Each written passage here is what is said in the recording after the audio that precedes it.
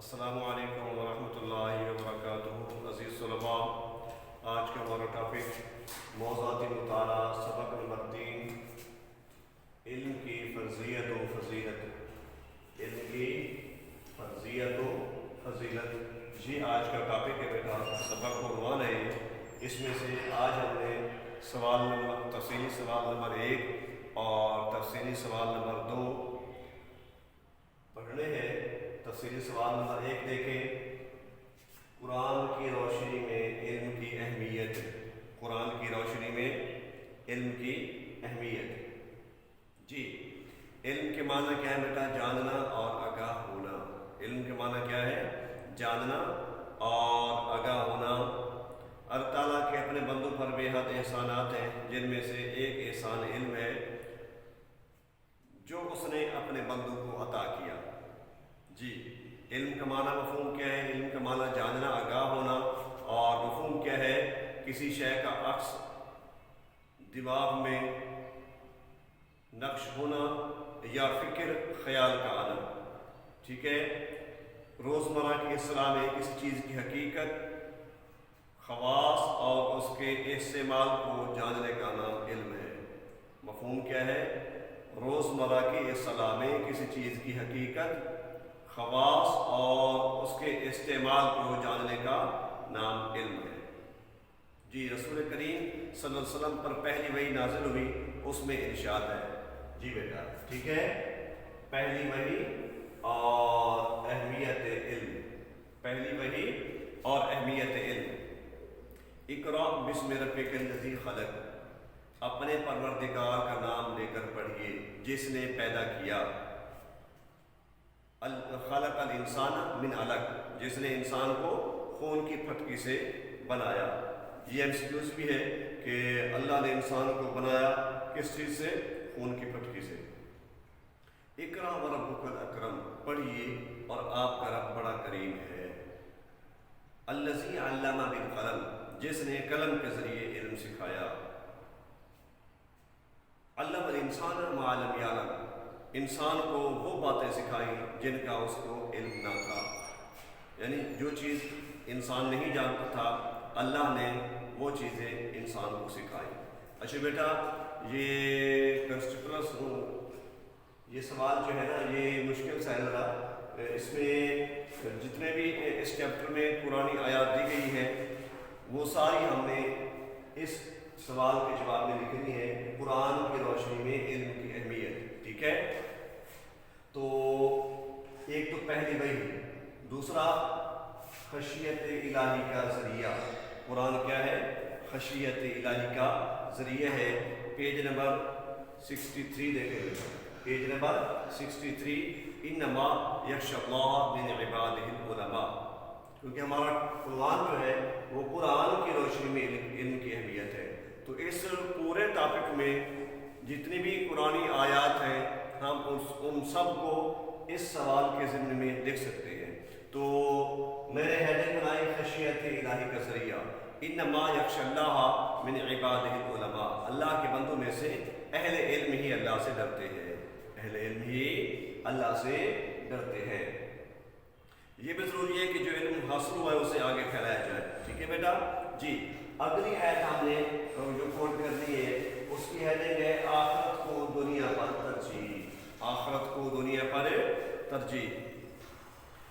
اسی page number 63 پہ دیکھیں، لاسٹ آیت جو دی ہوئی ہے المجادلہ کی، یرفع اللہ الذین آمنوا منکم والذین اوتوا العلم درجات، یعنی تم میں سے جو لوگ ایمان لائے اور جنہیں علم دیا گیا، جو ایمان دنیا میں ایمان لائے اور دنیا میں انہیں علم سے نوازا گیا، تو اللہ نے فرمایا یرفع اللہ الذین، اللہ ان کے درجات بلند کرے گا۔ کہاں؟ جنت میں۔ کہاں بلند کرے گا؟ جنت میں۔ جی، یرفع اللہ الذین آمنوا منکم والذین اوتوا العلم درجات، تم میں سے جو لوگ ایمان لائے اور جنہیں علم دیا گیا، اللہ ان کے درجات بلند فرمائے گا۔ اللہ ان کے درجات بلند فرمائے گا۔ ٹھیک ہے بیٹے؟ تو یہ تھی قرآنی آیات، ایک تو پہلی وحی، ٹھیک ہے بیٹے، پہلی وحی، اور اس کے بعد پیج نمبر 63 پہ سورۃ الفاطر کی آیت، اور پیج نمبر 63 پہ سورۃ المجادلہ کی آیت، اور پیج نمبر 62 پہ علم میں اضافے کی دعا۔ جی، رب زدنی علما، میرے رب میرے علم میں اضافہ فرما۔ یہ قرآنی آیات جو ہے یہ اس سوال کے جواب میں آئیں گی۔ ٹھیک ہے، اب دوسرا سوال ہے احادیث کی روشنی میں حصول علم کی اہمیت۔ احادیث کی روشنی میں حصول علم کی اہمیت، یہ ہیڈنگس بنائیے بیٹا، ان کو دیکھ لیں، یہ پیج نمبر 63 ہے۔ جی، دینی فریضہ، کیا دینی فریضہ؟ علم کا حاصل کرنا یہ ایک دینی فریضہ ہے کہ دین پر عمل کرنے کے لیے جاننا ضروری ہے کہ دین کیا ہے، اس کے احکام کیا ہے، دین کے احکام کیا ہے اور دین کے نواہی کیا ہے، اوامر کیا ہے اور نواہی کیا ہے۔ ان سب کو جاننا یہ کیسے ہوگا؟ جب انسان علم حاصل کرے۔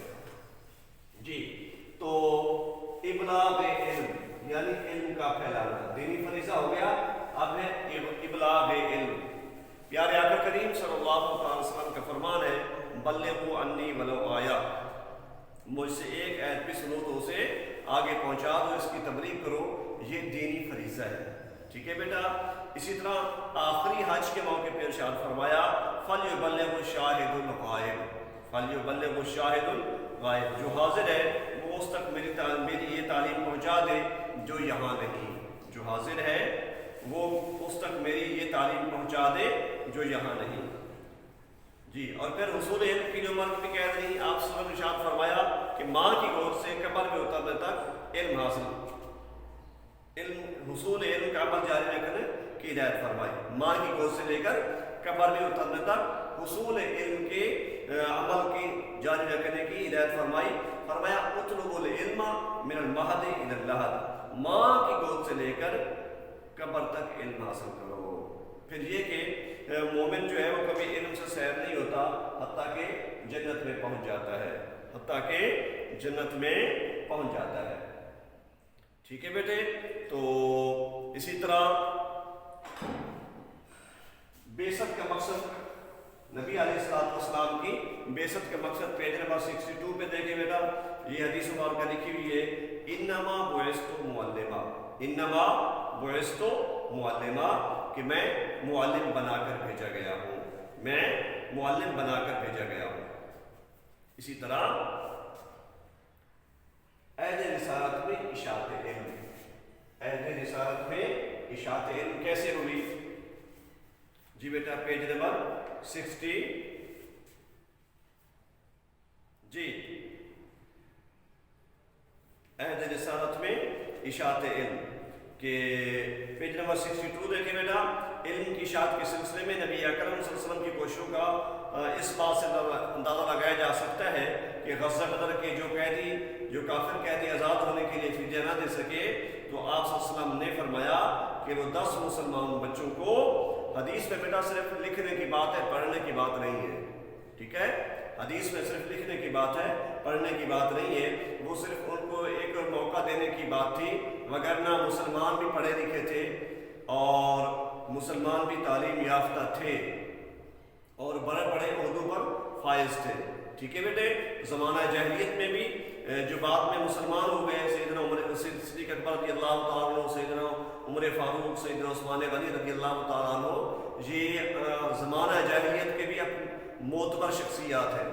تو جب اسلام لے آئے تو پھر بھی ان کا مقام مرتبہ بلند تھا، یہ پڑھے لکھے لوگ تھے، یہ نہیں کہ ان کو پڑھنا لکھنا نہیں آتا تھا، یہ صرف کافروں کو ایک موقع دینا تھا کہ بدبختو تم اسلام اور نبی علیہ السلام کی دشمنی چھوڑ دو۔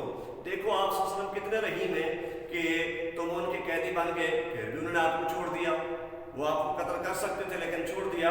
تو حدیث میں صرف لکھنے کی بات ہے بیٹا، پڑھنے کی بات نہیں ہے۔ جی، مسلمان بچوں کو لکھنا سکھا دیں تو انہیں آزاد کر دیا جائے گا، تو انہیں آزاد کر دیا جائے گا۔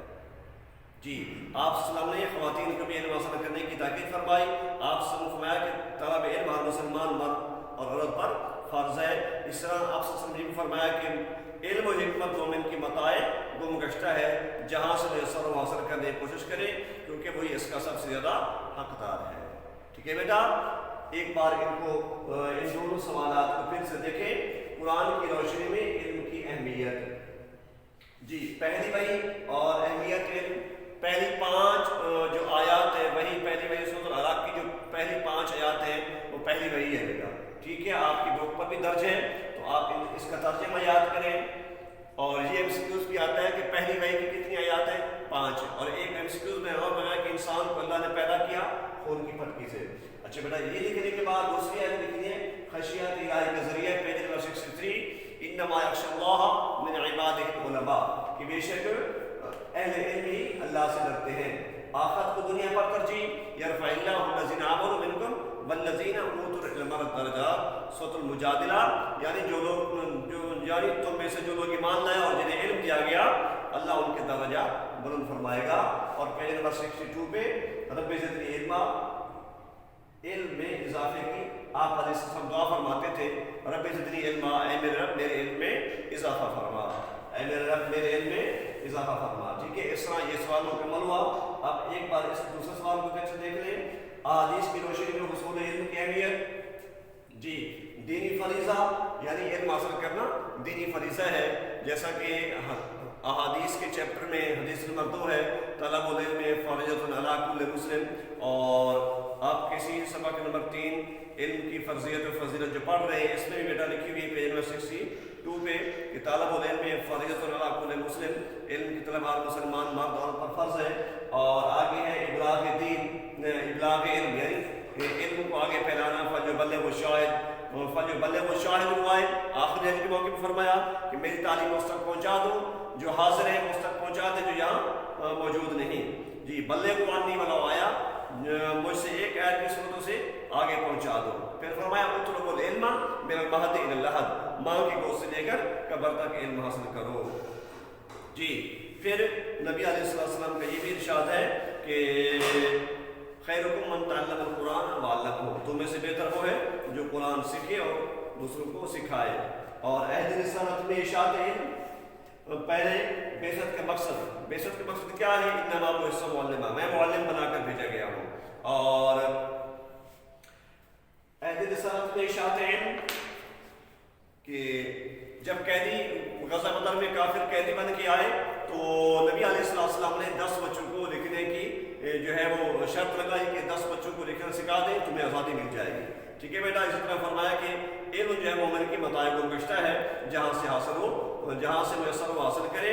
اور فرمایا کہ مومن علم سے سیر نہیں ہوتا حتیٰ کہ جنت میں پہنچ جاتا ہے۔ ٹھیک ہے بیٹا، یہ تھا ہمارا آج کا لیکچر۔ اس لیکچر میں اگر آپ کو بات سمجھ نہیں آئی تو بیٹا آپ مجھ سے رابطے میں رہیں، میں آپ کی رہنمائی کے لیے حاضر ہوں۔ ہوم ورک میں 5 MCQs اور 5 شارٹ کوشچن اس کی پک سینڈ کر دوں گا، ہوم ورک ضرور حل کریں اور مجھے سینڈ کریں۔ ہم سب کا اللہ حامی و ناصر ہو۔ السلام علیکم ورحمۃ اللہ۔